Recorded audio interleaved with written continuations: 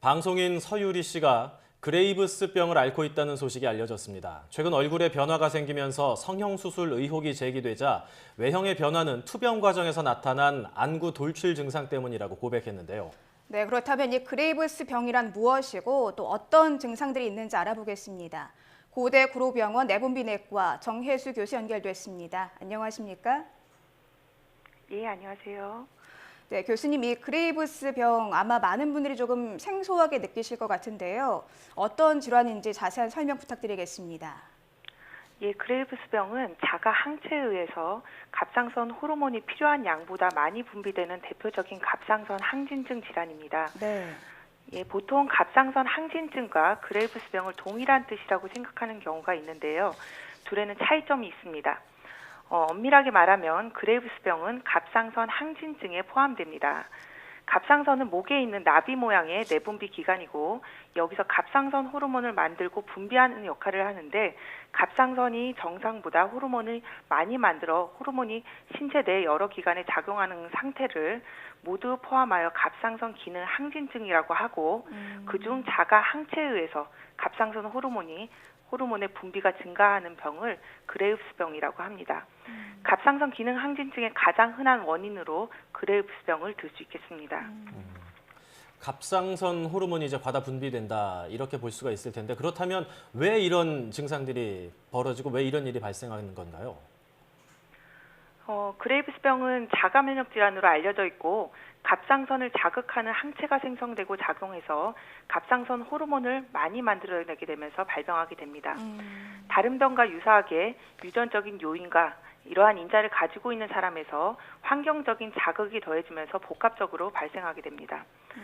그레이브스병의 증상으로는 갑상선 호르몬 과다에 의한 증상과 갑상선이 커지는 갑상선종, 안구 돌출 등의 증상이 나타날 수 있습니다. 갑상선 호르몬은 대사를 촉진하여 에너지를 소모시키기 때문에 갑상선 호르몬 과다 상태에서 피로감과 전신 세약 증상, 체중 감소를 유발할 수 있습니다. 또 추가적으로 거의 대부분 환자에서 더위에 민감해지며 땀을 많이 흘리는 증상이 동반되고요. 또한 가슴이 두근거린다던가 지나치게 떨리는 증상, 신경 과민, 불면증, 설사 등의 증상이 나타날 수가 있습니다. 네. 최근 좀 유명한 분들이 이 그레이브스병을 앓고 있다는 소식이 알려지면서 많은 분들이 좀 관심을 갖게 된 것 같은데 저희가 앞서서 좀 성형수술 의혹을 받았다 이런 말씀도 드리긴 했습니다만 아무래도 좀 외모의 변화가 나타나는 문제가 많다고 합니다. 구체적으로 좀 어떤 것들이 있을까요? 구체적으로 대사 항진과 동반돼서 피부 진피 혈류량이 증가되면서 피부가 따뜻하고 축축하고 홍조를 띠게 되는 증상이 나타날 수 있고요. 또 먹는 것에 비해 체중이 증가되지 않고 오히려 감소하는 현상도 나타나는데 체중 감소가 심할 경우 쇄골 위쪽이 움푹 들어가서 노화가 빨리 진행된 것처럼 보일 수도 있습니다. 또 목 주위의 갑상선이 커지면서 대칭적이거나 비대칭적인 갑상선 종이 동반될 수 있고요. 최근 그레이브스병과 관련된 안병증, 눈과 관련된 외형적인 변화에 대해서 많은 분들이 궁금해하시는데요. 네. 그레이브스병의 경우 고도의 안구 돌출과 안검 부종 등의 증상이 동반될 수 있습니다. 안열이 확대되고 깜빡거리는 횟수가 감소하고 또 아래쪽을 보려고 하면 윗 눈꺼풀이 부어있기 때문에 움직임이 느려지고 각막 가장자리와 눈 윗꺼풀 사이에 결막이 나타나기도 합니다. 또 눈을 모으는 것이 힘들고 위쪽을 볼 때 앞 이마에 주름이 생기지 않는 등의 증상이 나타날 수도 있습니다. 네. 지금 여러 가지 증상을 좀 짚어주셨는데 아무래도 이렇게 봤을 때 제일 쉽게 좀 발견할 수 있는 부분이 안구 돌출처럼 눈과 관련된 문제가 아닐까 싶은데요. 이런 후유증을 유발하는 이유는 무엇일까요? 네, 어려운 질문인데요. 갑상선 안병증은 눈 주위 조직의 염증 반응에 의해서 일어난다고 보고되고 있는데 네. 그 기전에 대해서는 아직 명확하게 밝혀지지는 않았습니다. 염증 반응으로 인해서 안구 뒤쪽에 있는 외안근의 비대와 지방 조직의 증가로 인해서 눈이 앞쪽으로 밀려나면서 안구 돌출이 생깁니다. 일반적으로 연령이 높을수록 안병증의 정도가 심하고 여자보다는 남자에서 심한 경향을 보이고 있습니다.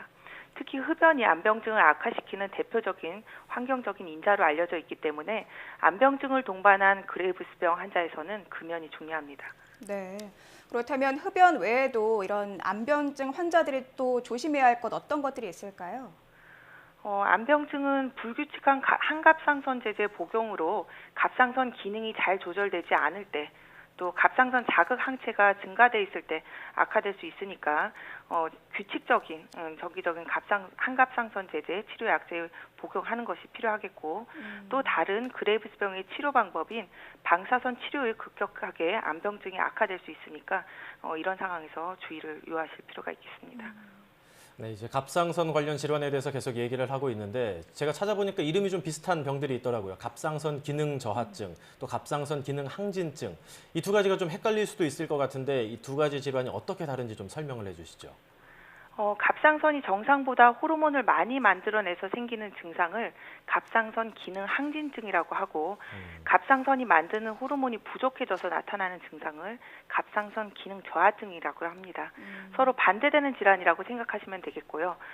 갑상선 기능 항진증이 대사를 촉진하여서 에너지를 과다 소모시키는 상태라면, 갑상선 기능 저하증은 에너지 대사가 감소되는 질환이라고 생각할 수 있습니다.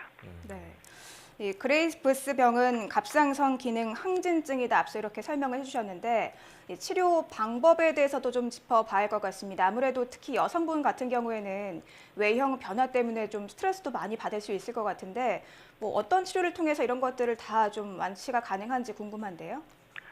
일반적으로 그레이브스병은 한갑상선제라는 약을 꾸준하게 먹으면 대부분 증상이 호전되고 특별한 불편 없이 지낼 수 있습니다. 네. 약을 규칙적이고 꾸준하게 복용하는 것이 중요하겠고요. 또 약의 부작용으로 또는 약의 효과가 불충분해서 약을 사용할 수 없는 상황에서는 수술적 치료나 방사선 치료도 생각해 볼 수 있습니다. 갑상선 안병증은 질병의 활성기에는 한갑상선제와 면역조절제를 같이 사용하면서 치료를 할 수 있겠으며, 질병의 만성기에서는 외모상의 변화나 기능적 이상에 대해서 수술적 치료를 고려할 수 있습니다. 아무래도 이제 초기에 발견하는 게 무엇보다 중요할 것 같다 이런 생각이 드는데 초기에 그레이브스병을 자가 진단할 수 있는 방법 같은 게 좀 있을까요? 네, 전형적인 증상을 가지는 그레이브스병은 증상이 특이하여 진단이 어렵지 않습니다. 목 부위에 갑상선 종이 있거나 안구 돌출 증상이 있는 경우, 또 식사량이 충분함에도 불구하고 급격한 체중 감소가 있거나 더위를 많이 타는 증상, 또 가슴 두근거리는 증상이 있으면 의사와 상담이 필요합니다. 특히 갑상선 질환의 병력이 있었던 사람이나 가족력이 있는 사람은 증상이 있는지 정기적인 자가 진단이 필요합니다. 네, 이제 아무래도 외형적인 변화까지 동반을 하기 때문에 조금은 더 신경 써야 되지 않을까 이런 생각이 듭니다. 지금까지 고대구로병원 내분비내과 정혜수 교수님이었습니다. 오늘 말씀 감사합니다.